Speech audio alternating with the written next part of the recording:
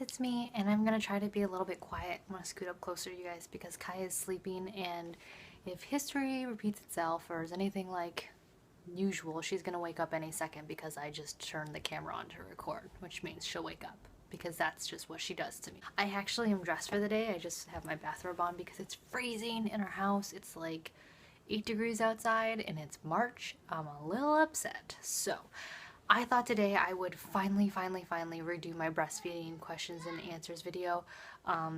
I had this video recorded and I had asked people on Facebook if they had any questions for me, and I had everything recorded and then I lost the footage.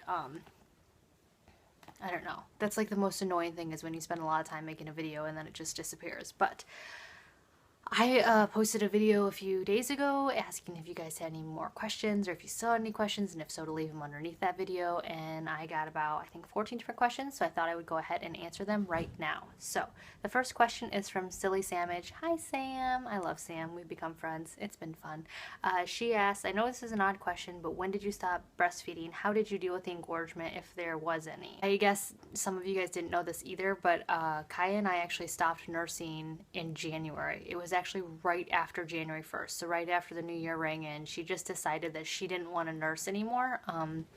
I had weaned her down to just right before bedtime, and one night she was just like, I would rather read a book with my older siblings than sit here bored sucking on your boob. So she just stopped. I had basically, we nursed for almost 16 months, so my boobs had a lot of time to just kind of dry up on their own. As you continue nursing, as your baby gets older and they start eating solids and stuff like that, you'll start producing less milk because they will want less milk from you. So your boobs kind of start drying up very slowly. I remember when I quit breastfeeding right after, because I had to pump and nurse Ava because she was preemie and she never latched on. So I tried to pump and like feed her with like a little finger tube on my finger. I did that for a month before I had to go back to work, and I remember when I stopped pumping, the engorgement was crazy painful because I was used to pumping like every hour for her. But with Wyatt and Kaya, Wyatt was self-weaned at 11 months and Kaya at 15 months, my boobs gradually had time to kind of just shrink up on their own. So there really wasn't any engorgement because I gradually stopped. I didn't just say, you know, we're done, if that makes sense. So if you are used to pumping for, you know, a lot at a time, you know, if you automatically stop, or say you never decide to breastfeed at all, you're going to have some engorgement. But if you gradually, you know, stop and you're not used to producing that much milk anyways, you shouldn't have any issues with engorgement. I know that cabbage leaves help with engorgement. I know that there are some teas that you can drink that helps dry up your milk to help. But yeah, if you just gradually stop, then you shouldn't have any issues. I honestly, my boobs felt maybe a little full for a few days and it was gone. Nothing like it was with Ava. With Ava, it was just like I had double D boobs that were rock solid and they just hurt for like 2 days. So yeah, I hope that helped. But yeah, we stopped about 2 months ago almost, and it was really funny because we were at the store, me and my mom, and Kaya hadn't nursed in like a month to 2 months, and she was really hungry, and we were waiting for our food to come at this restaurant, and she was so impatient that she started ripping open my jacket and started signing milk because she wanted to nurse, because that's how hungry she was. And my mom looked at me and she's like, when was the last time you nursed her? And I was like, I don't know, like 2 months ago. And we just both started laughing because Kaya just kept looking at me like, milk, and just yanking at my shirt. Barboza21CB asked, did you breastfeed through the night? For how long? When did you wean? Did you go from breast to sippy cup? I weaned my son at 1 year old and he's 2 and 4 months and he still takes a bottle through the night. Help. I weaned, like I said, a month and a half ago. She was 15, almost 16 months when I did so. We started introducing the sippy cup probably around 10 or 11 months with water, and then she didn't like it, so we moved to a straw cup, which she really liked. I started introducing whole milk as I started weaning her from the breast. When I went to nighttime feedings, she started having a cup of whole milk during the day, lactate-free milk, I should say, because our kids have issues with lactate. So I would say at around 12 months when I stopped nursing as much during the day, that's when we started introducing milk to her. She really didn't like milk or start drinking milk until she was probably closer to 13, 14 months. That's when I weaned her completely from daytime feedings, and I only fed her right before she went to bed. If she was sick or teething, I would nurse her in the night if she would wake up, but most of the time I would just, I wouldn't offer her my breast after a year old because I knew that she could make it through the night. She was eating solids, and I just cut it off. I know some people think that that's really traumatic for a kid, but Wyatt's turned out fine. Kaya's happy as a clam baby, and that's what I did with her. But at some point, you need to just say no, drinking from the breast during the night, throughout the night, or through a bottle or anything is a habit. And just like any habit, to break it, you just have to stop. So I cut her off cold turkey from the breast at 12 months during the night and weaned her back during the day. And she just took from a sippy cup. Sooner or later, a kid just realizes, okay, I have to do this because this is the only way I'm going to get it. So, in regards to like bottles at the night, I don't know. I never gave the kids bottles at night. Like I said, I never let it reach to 2 years old. Both kids take sippy cups of water, like a 2 inches of water to bed. It's a comfort thing. And also because our house is so dry right now, if they wake up with like a sore, dry throat, it's nice for them to be able to drink some and go back to bed. But like I said, I never offered breast milk or milk past like 13, 14 months 12 months at night, just because their teeth were developing and I knew they could survive throughout the night with that. So I just cut them off and let them cry. So, Monkey asks, how to survive the initial breastfeeding after baby is born. Everyone talks about cracked and bleeding nipples. About to deliver our first. Congratulations, first off. Second off, there's no way avoiding it. It's just painful, and the only way to get over it is to, I guess, take Tylenol for the pain if it's really painful. Don't use cabbage leaves. I know a lot of people say that helps, but that can actually also dry up your breast milk. Drinking lots of fluids so that way your breast milk, is good, that you're full. A lot of women forget that drinking water is like necessary times like double because you're producing fluids for another person, so you have to like really kick your water intake up. A lot of the frustrations with newborns is that they want milk, so if it's not coming down fast enough, if it's not, if it's not getting to them quick enough, they get frustrated and they latch harder or they suck harder, and that really irritates the breast. So anything that you can do to encourage your breast milk to flow freely and quickly, like water, milk aid teas, that's great for them. When it comes to like cracked nipples and stuff, that's just something that comes along with the territory. It gets easier with each child. I had terrible, terrible, terrible, terrible cracked nipples and mastitis and all sorts of infections constantly with Wyatt, just because he was a poor latcher and just never really, it took a long time for him to latch properly, and it just was painful. And so all I could do was take like, small bits of Tylenol, do hot, towels, hot showers, that kind of thing. But really your nipples just have to toughen up. Lanolin is really good for that. And air, if you just let your boobs just hang out. If you're at home, like something like a nice coat that you can kind of like close but not completely close, and just be topless and, braless, that really helps. Air really helps cracked nipples. Putting a little bit of breast milk on your cracked nipples and then airing them out, those things will really help. Breast pads, wet breast pads, and wet tank tops and constricting bras are really the devil when it comes to healing cracked nipples. So if you're at home and you can, just let them hang out and just hang in there. I think that the painful part lasts for maybe 2 or 3 months until you get the hang of it, and then your boobs toughen up, and then there you go. Most people quit before that because it's just so painful, and I don't blame anybody because it is really painful. But if you stick with it, it is so worth it, and the pain does go away. Sagacious Marie asks, 1, I love spicy food. Is there a way to incorporate eating spicy food and breastfeeding? I'm always scared he will taste it. 2, I love wine. Did you drink while breastfeeding? I don't get how people do this if they are nursing on demand and don't pump. 3, I don't know exactly what she meant by this. I think she just means she's new at pumping. Did you ever pump? If so, how did you find the time to do it? I nurse my little one to sleep at 10 a.m., 2 p.m., and 7 p.m., so I don't know where to fit it in. First off, the spicy foods. I don't really get why people are afraid of eating spicy foods. I've heard that yes, it can change the taste of your breast milk, but it can also encourage your child to have new tastes and actually enjoy spicy foods when they're older. There's not a single type of spicy food or Indian food or any type of food that I ever avoided just because I was nursing. Obviously, I didn't eat a whole lot of like high intake on nuts and stuff, but I didn't really avoid any type of food, and none of my kids had an issue with it, except for lactate. Like I said, both my kids had lactate allergies when they were breastfeeding, so I had to cut that way back. Wine, when it comes to drinking alcohol, my mom, who's a nurse practitioner, OBGYN, always told me that one glass of wine is not going to kill you or the baby.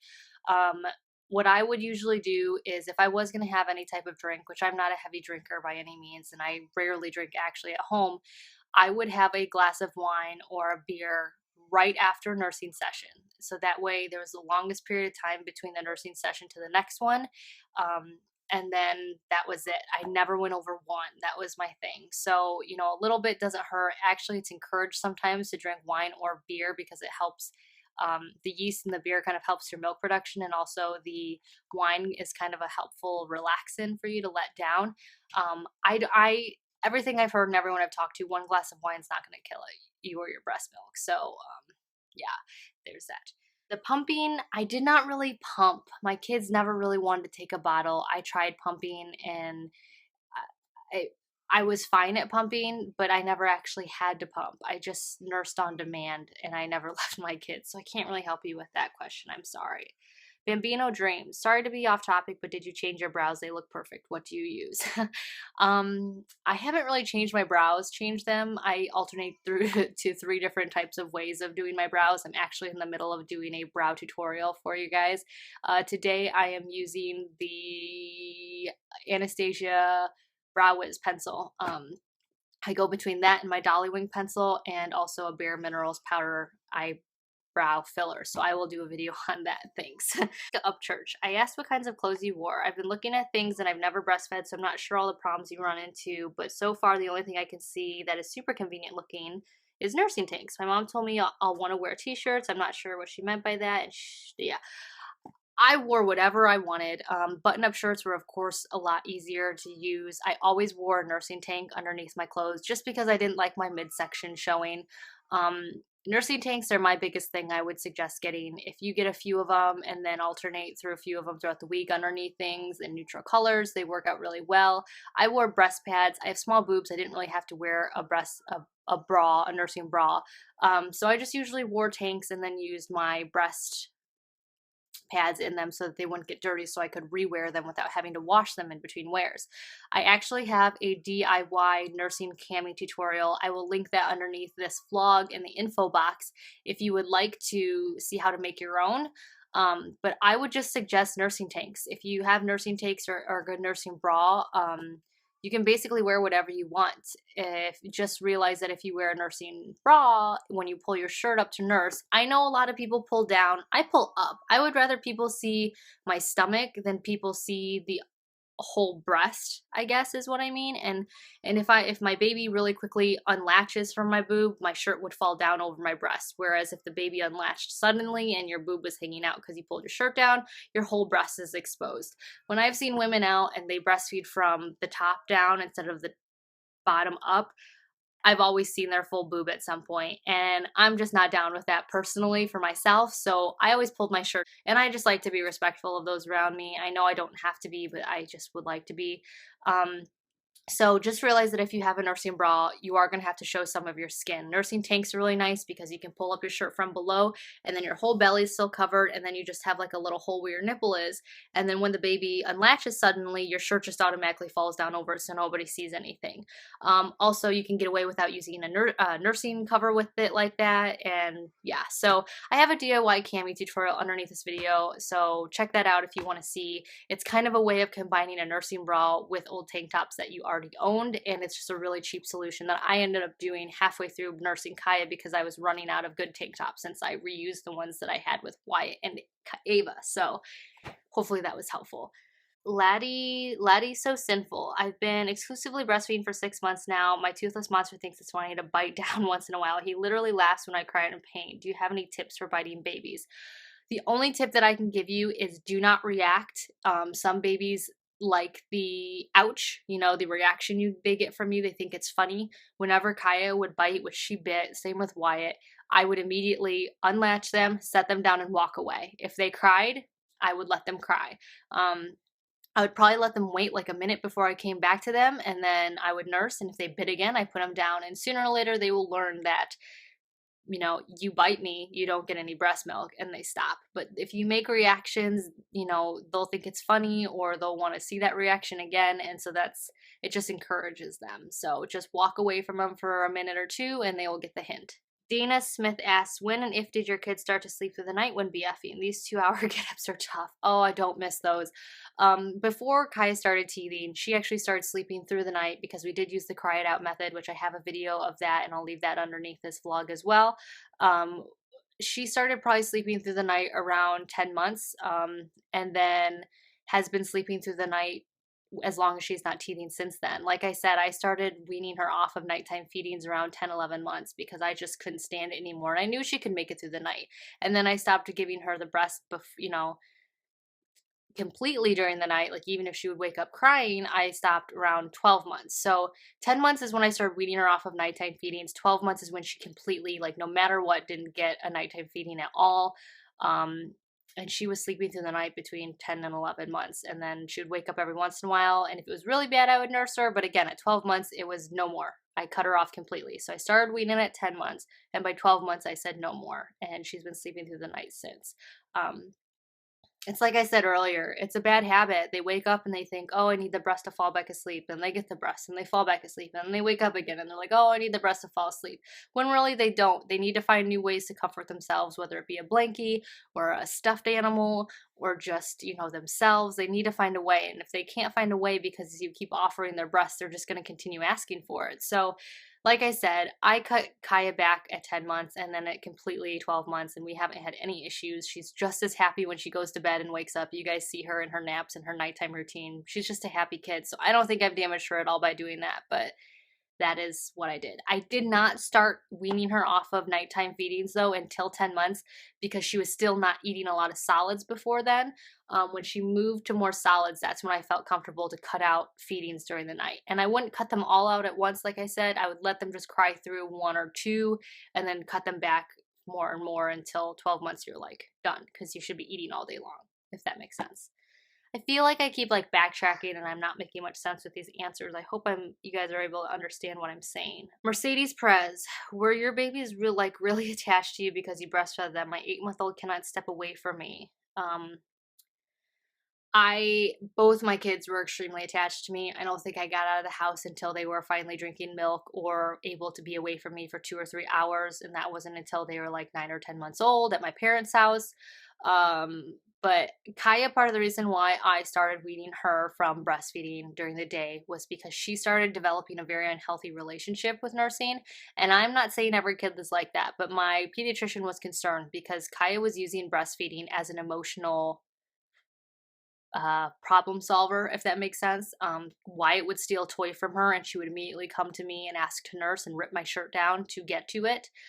She would stub her toe, she'd want a nurse.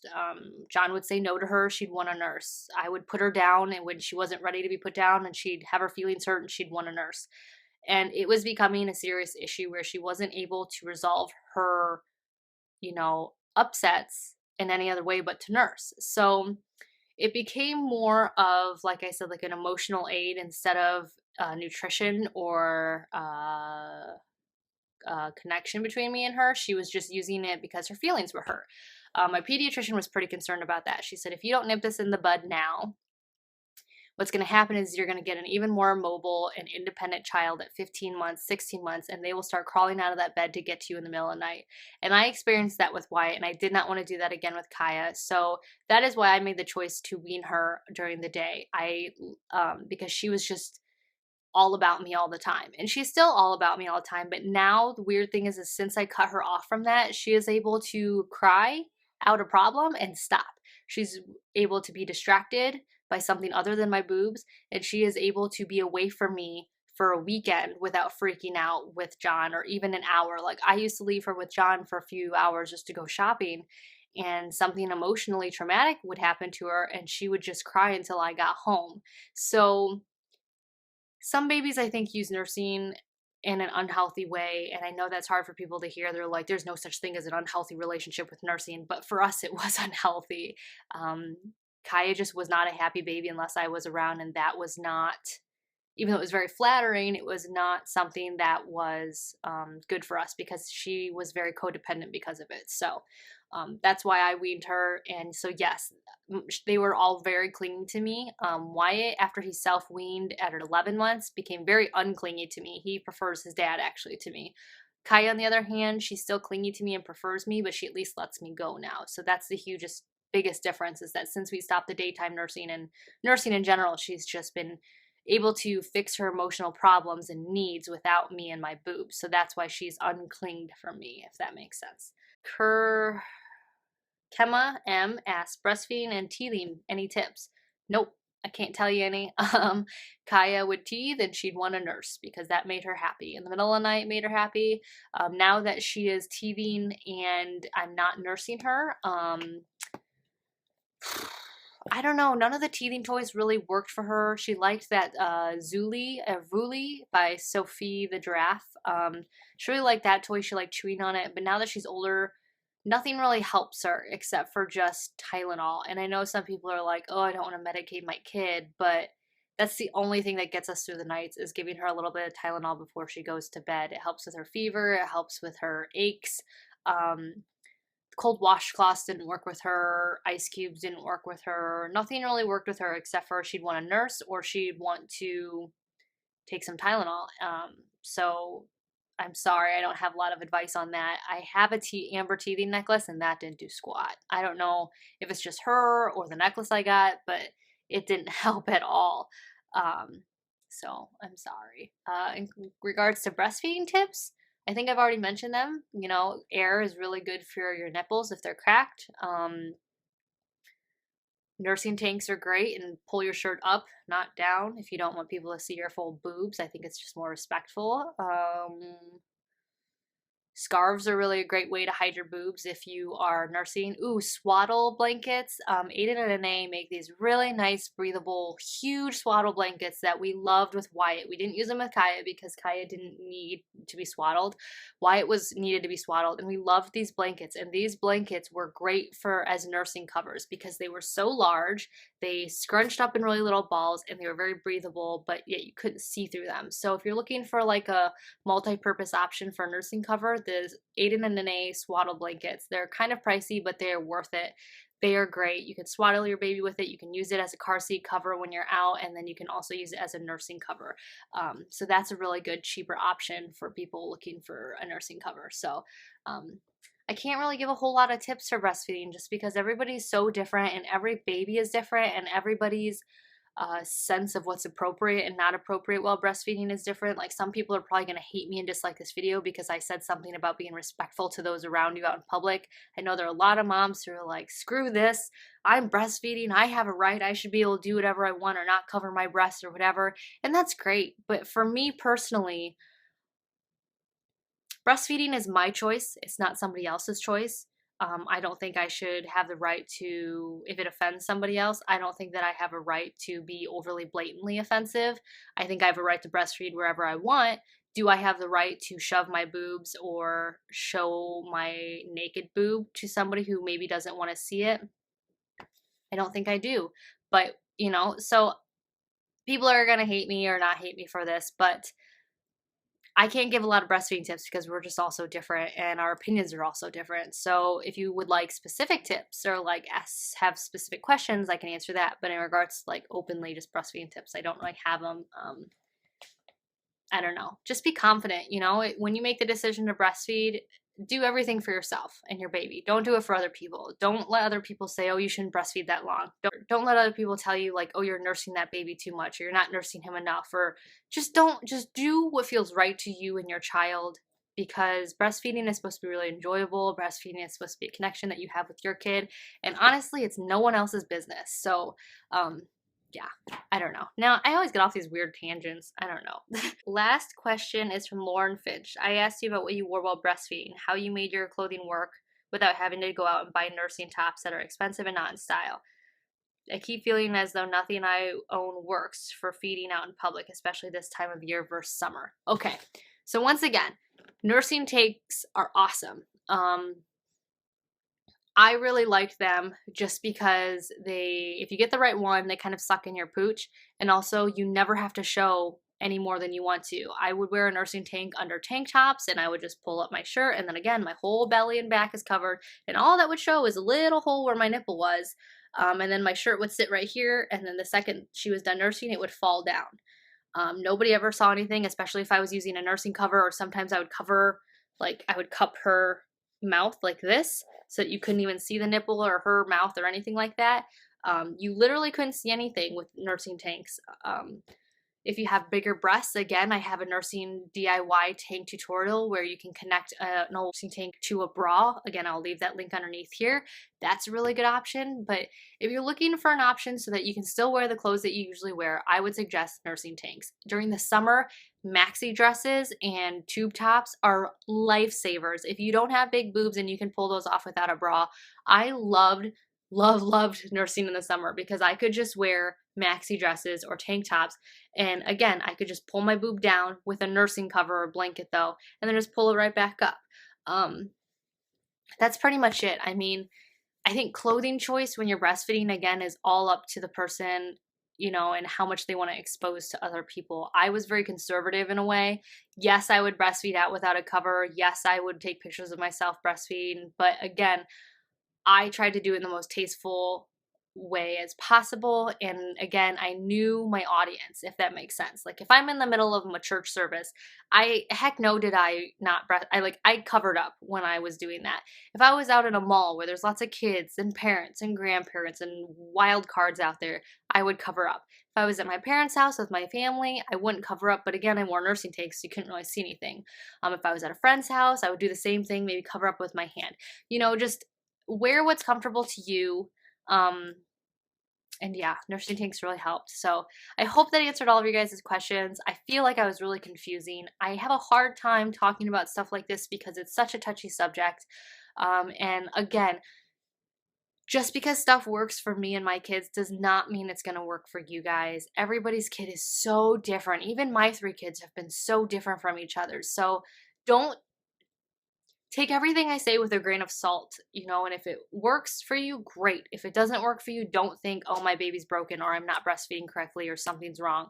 Just know that, you know, what works for somebody might not work for the next person. So I hope I answered all these questions okay. If I didn't, please email me. If you sent me a question and you're still like, that didn't answer my question at all, dummy, email me and I'll be happy to like maybe try to think about it more and then type it out and send it to you. But again, I will leave my cry it out method video underneath this video, and I will leave my link to my DIY nursing cami underneath this video as well. No matter what, like I said, don't let anybody bully you about breastfeeding. If you want to breastfeed, great. If you want to breastfeed out in public, great. If you don't want to breastfeed, great. If you want to use a bottle, great. If you want to breastfeed on demand, great. If you want to do a scheduled breastfeeding time, great. Don't let anybody else bully you. As long as your kid's healthy and happy, it doesn't matter. I can't express that enough, that the biggest, I think, battle with breastfeeding is not the cracked nipples. It's not, you know, not getting sleep in the middle of the night. It's not a clingy child. It's not biting when they're teething. It's dealing with society and all these judgy mothers who think they know best for your child and for you and your family. You know, like that's the biggest like battle that you're going to fight, is dealing with society and other moms. So don't let anybody else bully you when it comes to breastfeeding. That is my biggest advice to you as you go into your breastfeeding career or in it or finishing up, because nobody else has to deal with your kid when they grow up. Nobody else has to deal with your husband when he's upset because you're whatever's happening. Nobody else has to deal with your, you know, your decisions except for you. So don't base your decisions around anybody else. Just ignore them. Do whatever you want, basically. And you're not a failure if you can't breastfeed. You're not a failure if you decide you want to bottle feed from the get-go. You're not a failure. You're just a mom who's making a decision for yourself and your child. That's it. So ignore everybody else. But I'm going to let you guys go because Kaya, I think, woke up a little bit ago and I should go get her. You guys are like, oh, what a terrible mother. She's ignoring her child. No, she's up in her crib. She's not even making any noises. So I will talk to you all in my next video. Bye.